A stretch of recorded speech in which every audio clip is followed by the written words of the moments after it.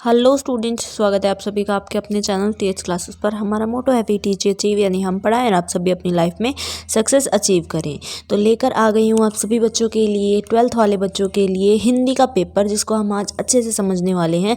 ये आपका previous year का पेपर है, यानी 2021 का ये पेपर है और ज़्यादातर आपके जो क्वेश्चन होंगे इसी पेपर में से आने वाले हैं। तो बेनिश्चिंत होकर आप इस पेपर को अच्छे से एक बार समझ लीजिए, जिससे कि आपको पता चल जाए पैटर्न आपका किस तरीके का आने वाला है।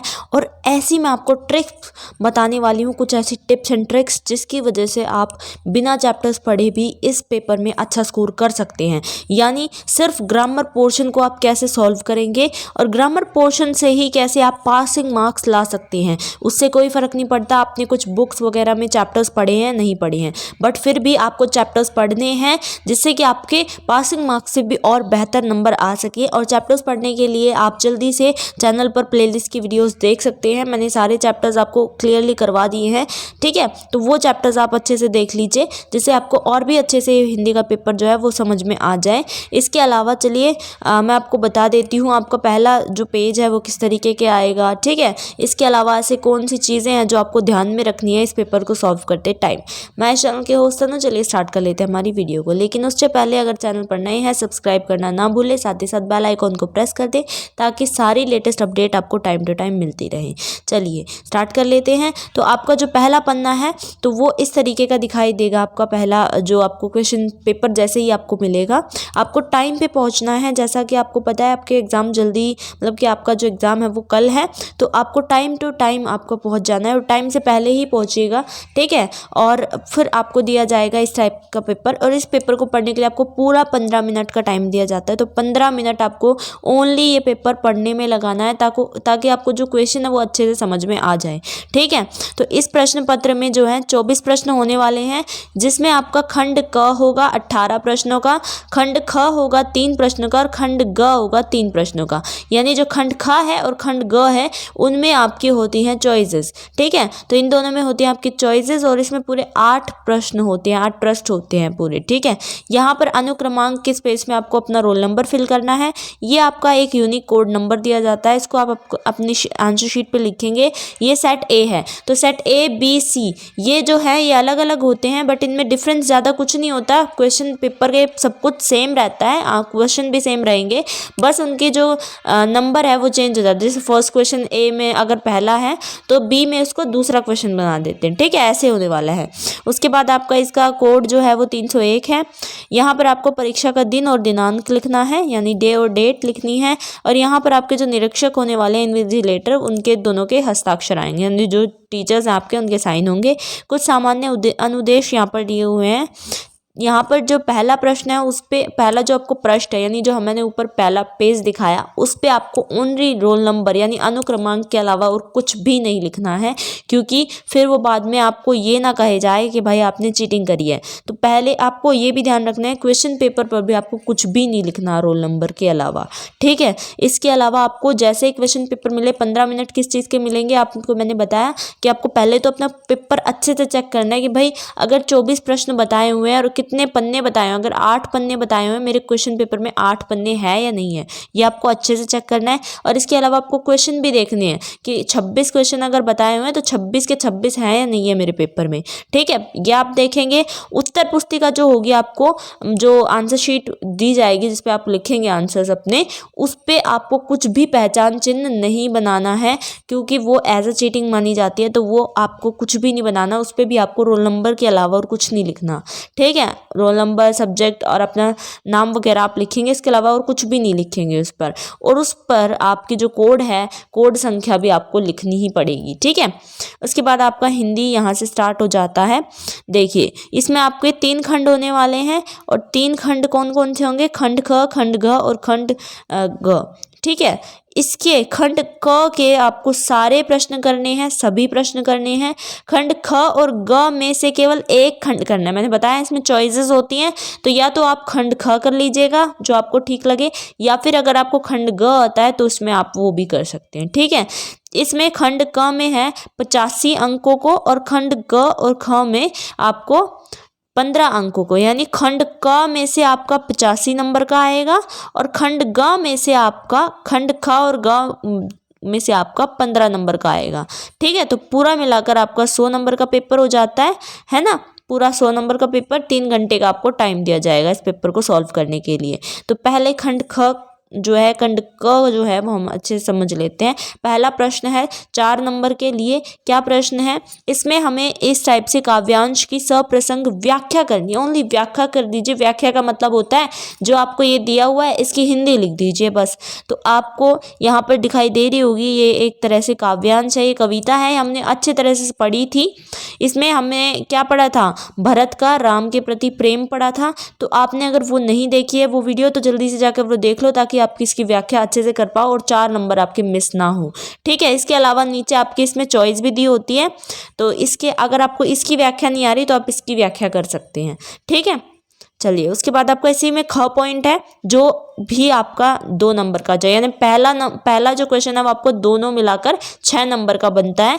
तो इसमें आपको क्या करना है, इसमें आपको काव्य सौंदर्य लिखना, आपके 2 नंबर हो जाएंगे। काव्य सौंदर्य कैसे करना है मैं बताती हूँ आपको। देखिए काव्य पंक्तियाँ आपको दी हुई हैं, इसमें से आपको ये बताना है कि भाई कौन से अलंकारों का यूज हुआ है इसमें और क्या बात कहने की वो कोशिश कर रहा है। जब जब वे सुधि कीजिए तब तब सुधि जाही, आखिन आँख लगी रहे आंखें लागती नाही। अब यहाँ पे एक इजी ट्रिक मैं आपको बताऊं तो आपको जब भी कोई भी ऐसे देखिए, पहला यहाँ पर ज और ज दोनों रिपीट हो रहे हैं, इसका मतलब है अनुप्रास अलंकार इसमें यूज हुआ है। इसको प्लीज ध्यान में रखिएगा, अनुप्रास अलंकार। तो ये अलंकार क्या होता है, जब भी पहला कोई भी अक्षर है उसका दोनों वर्ड जो है वो रिपीट हो रहे हैं, यानी त और त। ठीक है, तब उसमें भी रिपीट हो रहा है वो आखिन आँख, जो है इन दोनों में ही रिपीट हो रहा है। तो जब जब ऐसी हो स्थिति जहाँ पर दोनों में रिपीट हो, जरूरी 2 बार 3 बार भी रिपीट हो जाते हैं कई बार। ठीक है, तो वहाँ पे अनुप्रास अलंकार यूज होता है। और यहाँ पे आप अगर आपने ये कविता पढ़ी हो और नहीं पढ़ी है तो जल्दी से जाकर पढ़ लो, लिंक आपको डिस्क्रिप्शन में मिल जाएगा। इस कविता में ये बताया गया था, गोपी कहती है कि है ना, जब जब मैं उनकी याद में जाती हूँ तब तब मुझे उनकी जो याद है वो सोने नहीं देती, और उस वजह से किन की याद, कृष्ण जी की याद। ठीक है, यानी वो मुझे सोने नहीं देती, और जब मैं उनसे आंखें मिलाती हूँ तो मेरी आंखें जो हैं वो लगती ही नहीं उसके बाद। ठीक है, तो ये बताया था। सुधि यहाँ पर एक बार जो है उसके लिए यूज़ हो रहा है, उसको जब जब वो आप उनकी याद में जाती, याद के लिए सुधि यूज़ हो रहा है एक बार, और एक बार सुधि जो है बेहोशी के लिए यूज़ हो रहा है, यानी होश में ना आने के लिए यूज़ हो रहा है। तो दोनों अलग अलग तरीके से यूज़ हो रहा है। तो आपको यही बताना है इसमें क्या काव्य सौंदर्य है इसका। तो काव्य सौंदर्य में आप लिखेंगे क्या क्या उसमें अनुप्रास, मतलब कैसे कैसे अनुप्रास, तो देखिए सब में आता है अनुप्रास का, तो आप नाम याद रखिएगा। ठीक है, अलंकार कौन से यूज़ हो रहे हैं, क्या बात कही गई है और किस चीज़ के बारे में बात की है। यहाँ पे वैराग के बारे में बात की है, ठीक है, वियोग के बारे में, तो आप वो लिखेंगे। 2 नंबर का वहाँ से आपका पूरा हो जाएगा। उसके बाद सेकंड क्वेश्चन है जिसमें आपको ये दिया जाता है आपके बुक में से, यानी आपके पाठ में से। इसमें आपको बताना है कि नहीं 2 प्रश्नों के उत्तर देने हैं कम से कम 35 शब्दों में। ठीक है, जिसके लिए आपको 4 नंबर मिलेंगे, यानी एक क्वेश्चन का आंसर देने पे 2 नंबर, दूसरे का आंसर देने पे 2 नंबर, तो टोटल 4 नंबर हो जाएंगे। जिसमें से आपको 3 जो है दिए हुए हैं चॉइसेस, जिसमें आपको 2 करने हैं, ओनली 2। जैसे एक मैं आपको बता देती हूँ, मीरा की आंतरिक पीड़ा का कारण क्या है, कि श्री कृष्ण जो है वो उनसे मिल नहीं पा रहे हैं। इस तरीके से आपको लिखना है। ये आप देखिए वैसे भी लिख सकते हैं। उसके बाद पद्माकर के अनुसार गोपी की ओर एक साथ कौन कब दौड़े। तो यहाँ पर आपको मैंने पद्माकर वाला चैप्टर करवा दिया है। ठीक है, पद्माकर वाले चैप्टर में से है ये क्वेश्चन। उसमें से पूछ रहे हैं कि गोपी के साथ कौन दौड़े, तो गोपी के साथ श्री कृष्ण दौड़े थे। ठीक है, और मीरा की आंतरिक पीड़ा का कारण भी यही था कि श्री कृष्ण जो है वो इनसे मिल नहीं पा रहे थे।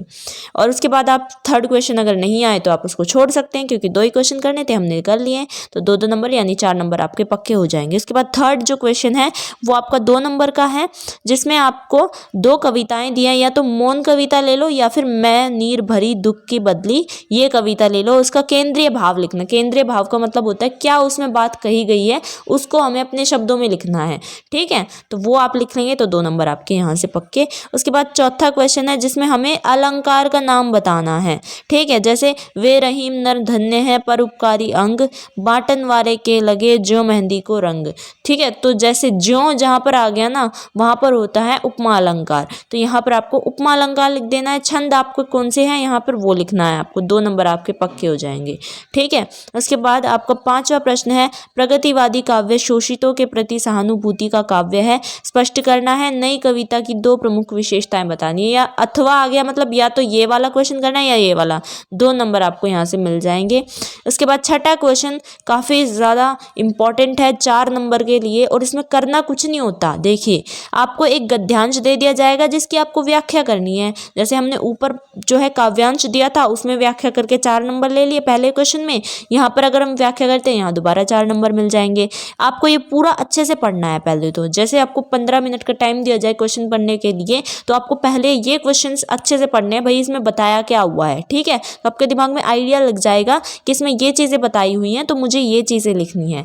ठीक है, तो इनको आपको अपनी लैंग्वेज में लिखना है। जो आप जैसे पढ़ोगे ना, जैसे आज अनुराधा समस्त प्रश्नों से मुक्त है, अगर आपने अनुराधा चैप्टर पढ़ा हो तो ठीक है, उसमें हमें बताया गया है क्या क्या बताया गया है, ये सारी बात इसमें हमें बतानी है।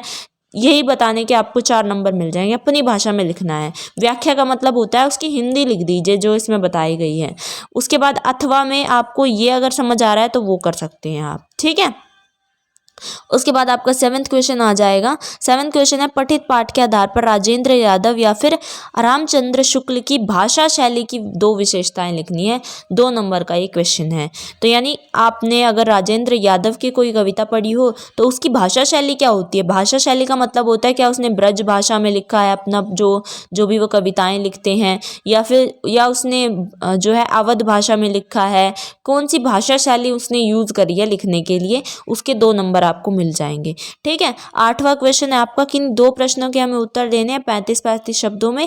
3-3 नंबर के क्वेश्चन है और उसके 6 नंबर है, यानी 2 जो हम क्वेश्चन करते हैं तो उसके 6 नंबर हमें मिलने वाले, यानी एक क्वेश्चन 3 नंबर का, काफ़ी ज़्यादा इंपॉर्टेंट। देखिए, कुटज वृक्ष की कोई 2 विशेषताएं बतानी है। कुटज वृक्ष क्या क्या, मतलब कि क्या उसमें विशेषताएं होती हैं ये बताना है। बांध का झूमता हुआ पेड़ किसका प्रतीक है।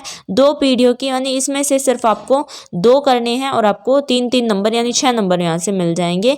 और मैं आपको अभी यहाँ पे बता दूं कि मैं आगे आने वाली वीडियो में आपको बताने वाली हूँ हिंदी के ओवरऑल क्वेश्चन, क्योंकि काफ़ी ज़्यादा बच्चे डिमांड कर रहे थे हिंदी के ऐसे कौन से ओवरऑल क्वेश्चन आंसर्स हैं जिन्हें आप कर लेंगे तो काफ़ी ज़्यादा अच्छे आपके मार्क्स आ सकते हैं। ठीक है, तो उस वीडियो को देखने के लिए चैनल को सब्सक्राइब करना बिल्कुल भी मत भूलिएगा, क्योंकि वो वीडियो आपके लिए बहुत ज़्यादा हेल्पफुल है।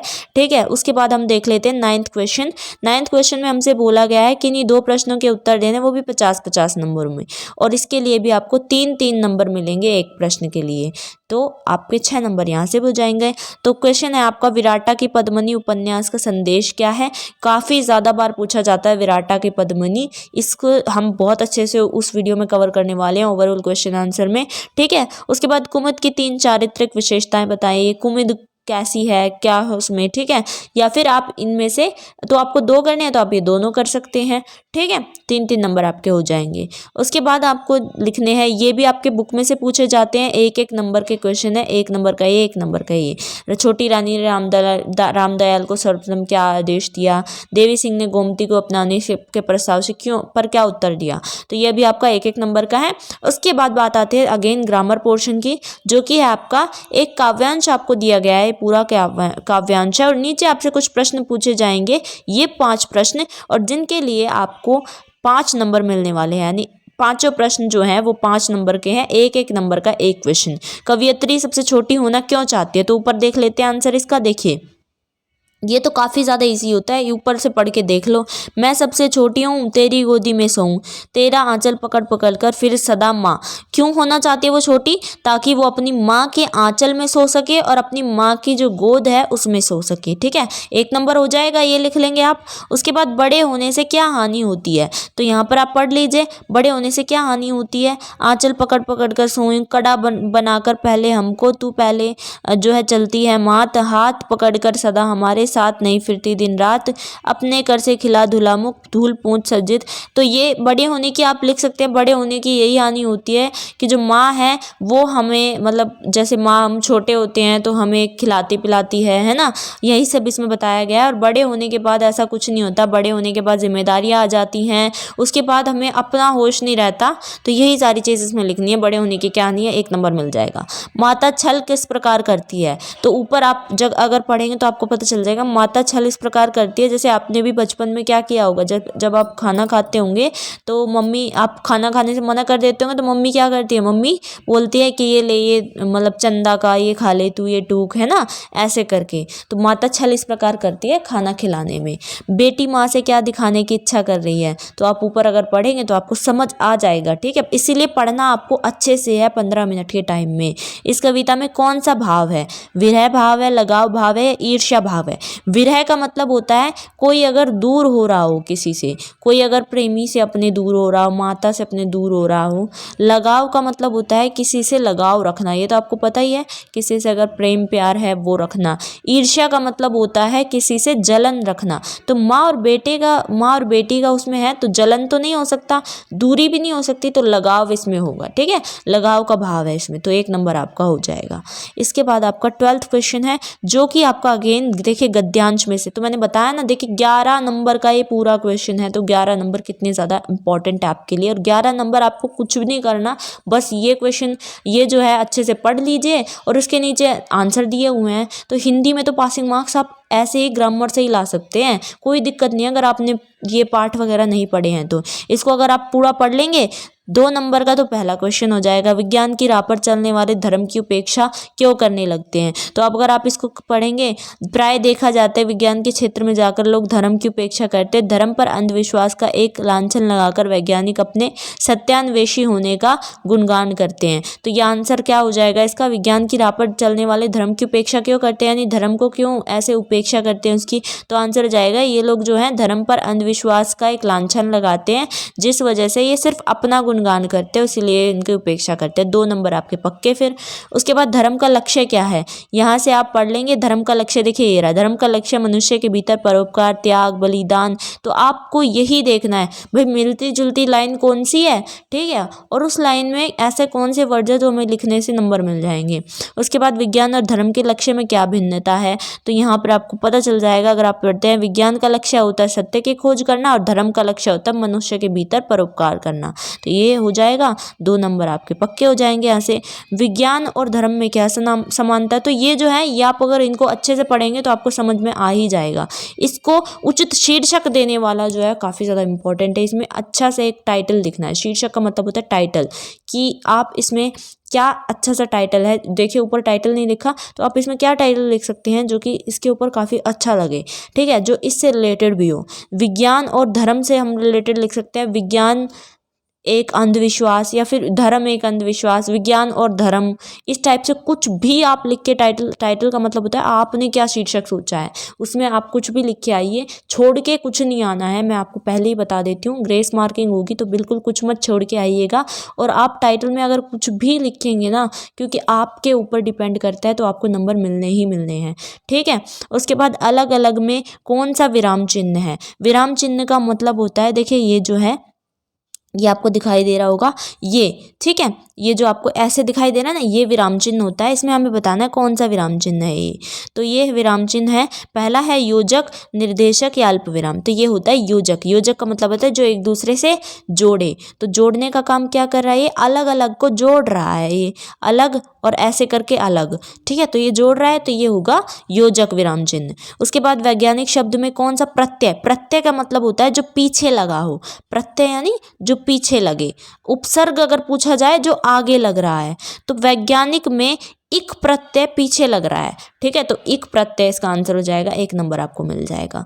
उसके बाद कोष्टक में दिए अनुसार, ये भी आपको ग्रामर से 5 नंबर का क्वेश्चन है ना, इजी। उसके बाद आपको लिखना है इसमें विलोम शब्द बताने हैं। इसमें सेवक का विलोम शब्द क्या होता है, तो यहाँ पे आपको 2 वर्ड दिए होंगे, इसमें से आपको जो भी जैसे आपको ये देखिए ऐसे दिखाई दे रहा होगा, ये अगर आपको दिख रहा है ना विलोम बताना है, तो यहाँ पर आपको ये दोनों का विलोम बताना है। सेवक का विलोम क्या होता है, सेवक का मतलब जो सेवा करे, और जो अपनी सेवा करवा रहा है वो उसका विलोम होगा, है ना। पराधीन का विलोम शब्द होगा स्वाधीन, ठीक है, स्वाधीन लिख लेती हूँ मैं आपके लिए, स्वाधीन होगा इसका विलोम शब्द।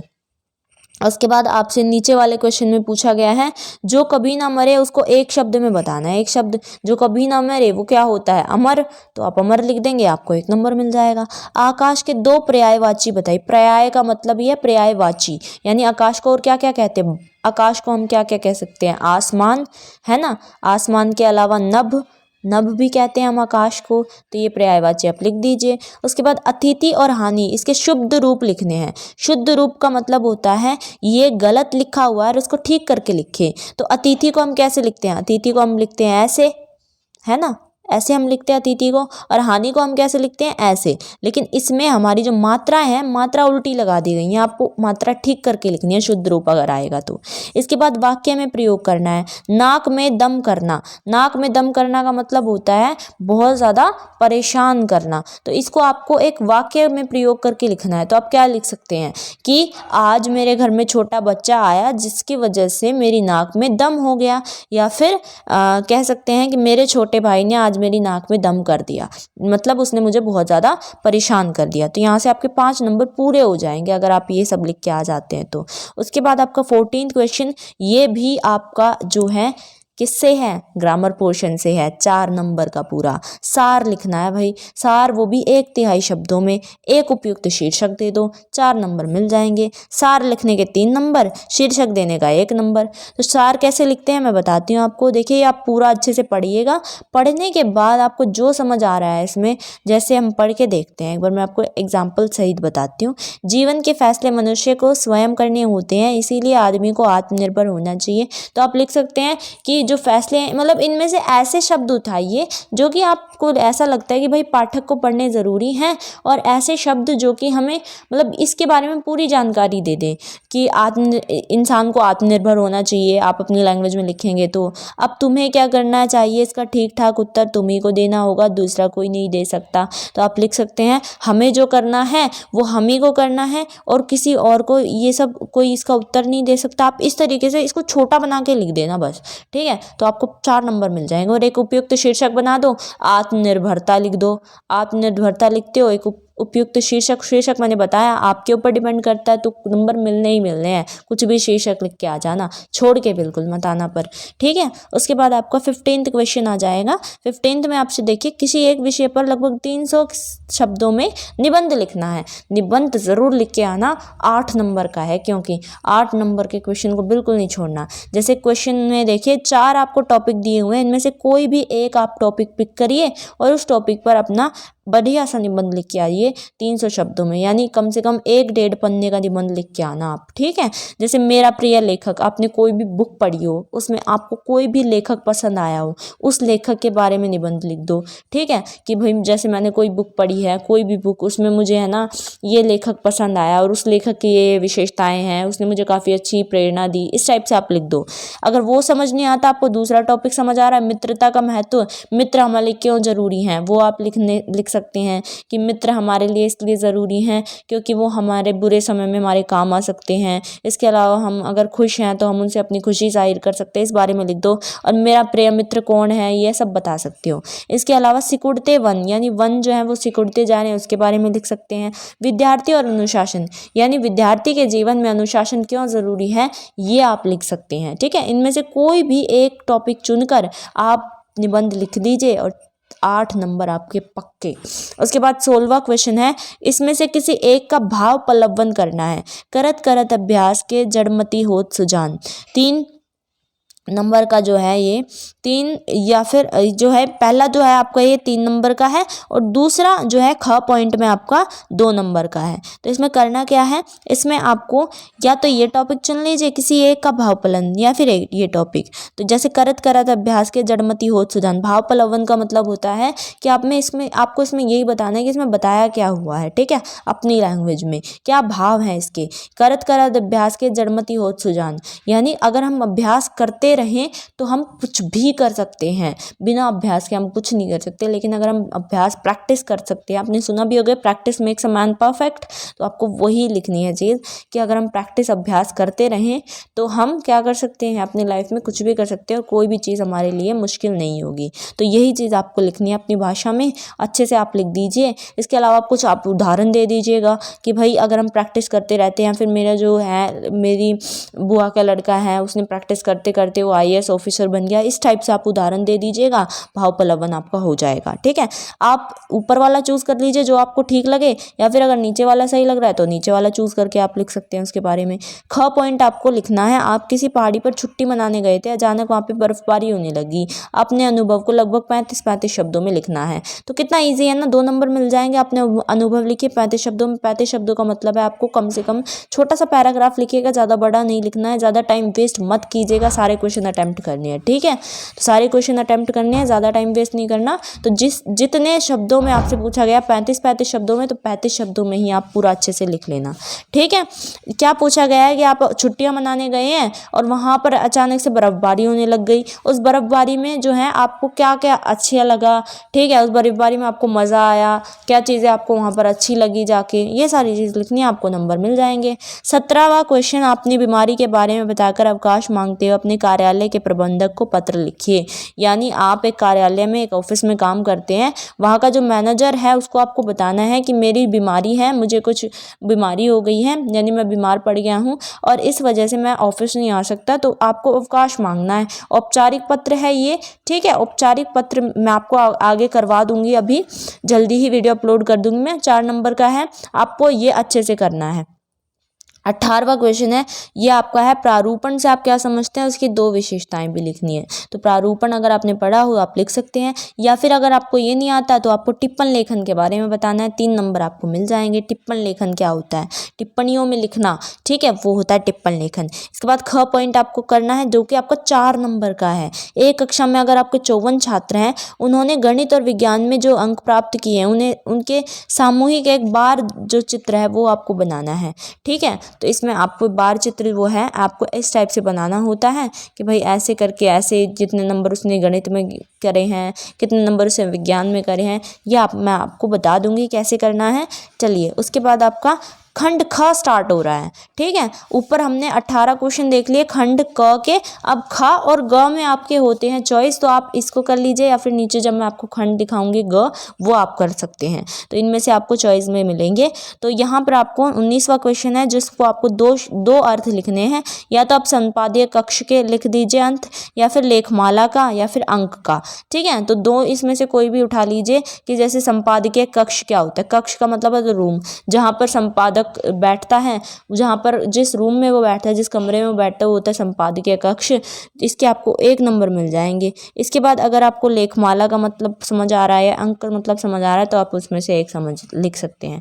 उसके बाद घ है, एक ही वस्तु के विज्ञापन को अलग अलग माध्यमों पर अलग ढंग से क्यों दिखाया जाता है। मतलब एक ही वस्तु है, उसका जो एडवर्टाइजमेंट है, विज्ञापन है, उसको अलग अलग माध्यम पर, यानी कभी उसका रेडियो पर आ जाता है ऐड, कभी उसका आ जाता है टीवी पे ऐड, या फिर कभी कहीं और ऐड आ जाता है, वो अलग अलग माध्यम से मोबाइल फ़ोन पे आ जाती है, यूट्यूब पे आ जाता है। तो क्यों आता है वो क्यों आता है, ताकि वो जो ऐड है, यानी वो वस्तु जो है उसको अच्छी तरह वो बिक जाए, है ना, और वो जो वस्तु है वो सभी लोगों को पता चल जाए कि भाई ये वस्तु है और ये अलग अलग एड्स पे आ रही है, इसका मतलब काफ़ी ज़्यादा इंपॉर्टेंट है। तो 2 नंबर आपको इसके मिल जाएंगे, आप ये लिख सकते हैं।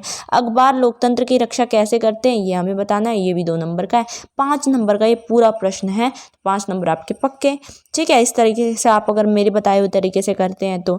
20वां क्वेश्चन है आपका, किन्हीं 2 के उत्तर लिखने हैं। तो आपका ये बुक 3 में है, जिसमें से आपको बताना है प्रिंट मीडिया में कंप्यूटर का क्या उपयोग होता है, यानी प्रिंट मीडिया जो होता है उसमें कंप्यूटर कैसे अपनी सहायता करता है, ये बताएंगे आप। 2 नंबर का हो जाएगा ये, 2 नंबर आपके पक्के। समाचारों का चुनाव करते समय किन बातों का आपको ध्यान रखा जाता है, ये भी आपका 2 नंबर का है।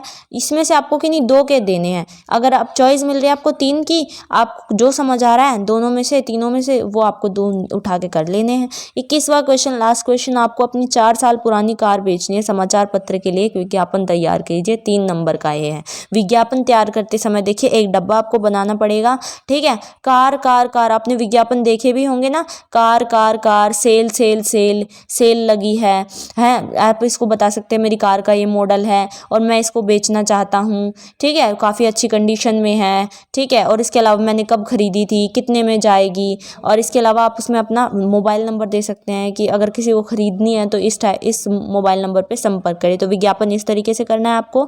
इसके अलावा सेकंड क्वेश्चन भी आपका इसी में सेकंड चॉइस 3 नंबर का ये, आपने घर के आसपास हुई एक सड़क दुर्घटना के बारे में आपको समाचार आलेख तैयार करना है। तो एक समाचार आलेख के द्वारा आपको बताना है कि हमारे यहाँ पर एक सड़क दुर्घटना हुई, काफ़ी ज़्यादा उसमें जो है बहुत बड़ा हादसा वहाँ पर हुआ पर किसी की जान नहीं गई। इस टाइप से आप लिख सकते हैं। 3 नंबर आपके मिल जाएंगे, ठीक है। आप यहाँ तक आप कर सकते हैं। खंड ग जो है इसमें आपकी चॉइस है, बच्चे क्या करते हैं, खंड ख भी कर देते हैं और खंड ग भी करते हैं। तो आपको दोनों नहीं करने हैं, आपको या तो ये करना है या ऊपर वाला जो मैंने आपको दिखाया ये करना है, ठीक है। अगर आपको ये समझ आ रहा है तो आप ये भी कर सकते हैं, ठीक है। आप ये समझ आ रहा है ये कर लीजिए, वो समझ आ रहा है वो कर लीजिए।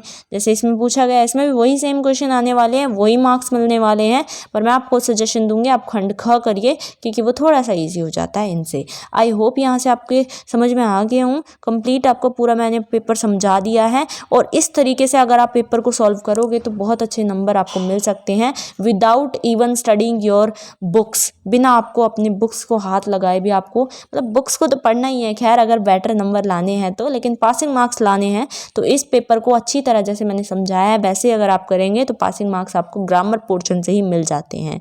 आई होप वीडियो से आपकी हेल्प हुई हो। अगर हेल्प हुई है तो लाइक करना ना भूलें, शेयर ज़रूर कर दीजिए अपने सभी साथियों के साथ, क्योंकि क्या जो आपके सभी साथी हैं उनकी भी मदद हो जानी चाहिए, उनको भी पता चल जाना चाहिए कैसे आपको अच्छे से पेपर सॉल्व करना है। और चैनल पर नए हैं सब्सक्राइब करना ना भूलें ताकि सारी लेटेस्ट अपडेट और बेल आइकॉन दबा दीजिए, सारी लेटेस्ट अपडेट और सारी जितनी भी आपकी वीडियोज़ हैं वो टाइम टू टाइम आपको मिल जाएंगी। Thanks for watching.